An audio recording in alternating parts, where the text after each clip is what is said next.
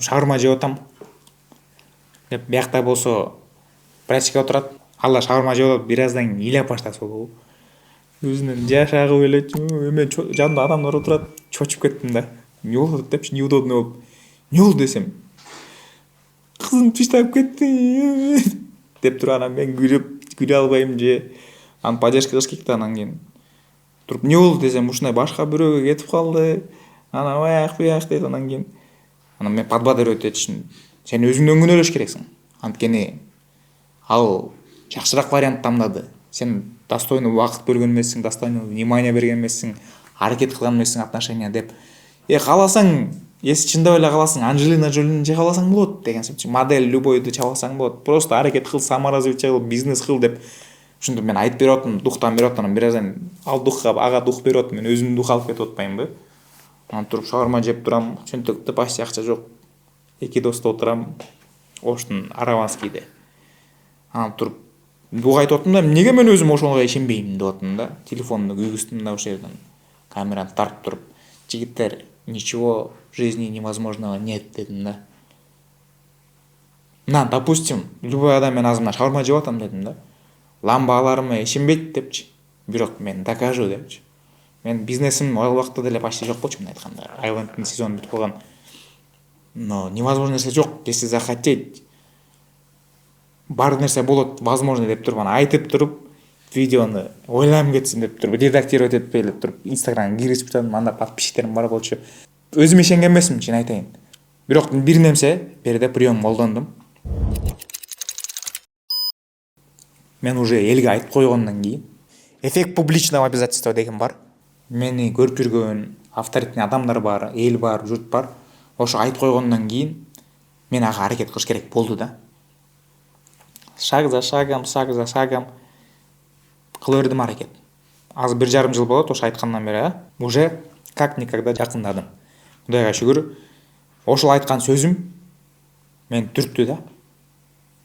Невозможно нерсени возможно кылдырды да. Ошол моментте көптөр айтты, актуу нерсени айтпайсыңбы? Көптөр ишенген жок. Бирок убакыт өткөн сайын уже ишене баштады. Ассаламу алейкум. Ламбага мен отургузасыңбы, брат, анан деген ошондой нерселер көбүрөөк болуп баштады да.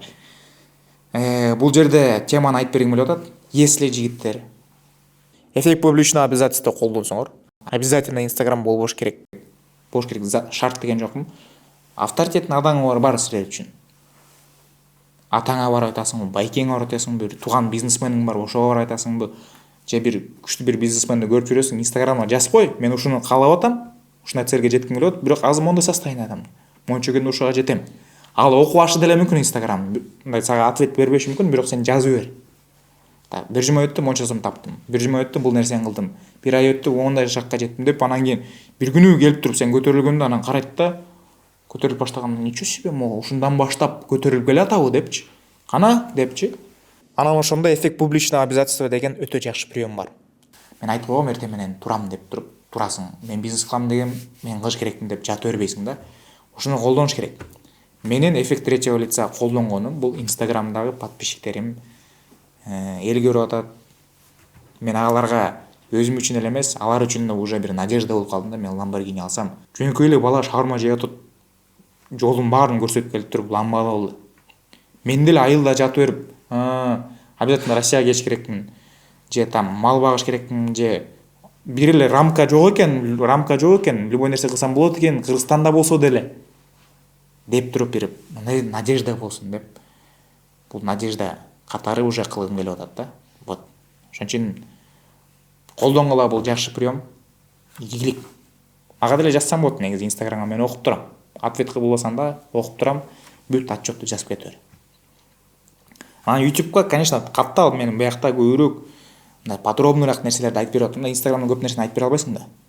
А бул жерде жашоомдо болгон нерсе, приколдор, ходдор, бизнесте минустар, плюстар, ошонун баарын кененирээк айтып берем да. Ошон үчүн каттал YouTube'га, колокольчикти бас, видео чыккан сайын биринчи көрөсүң. Анан информацияны биринчи аласың. Анан бирөөгө айтып берсең, сен умный деп ойлоп калат.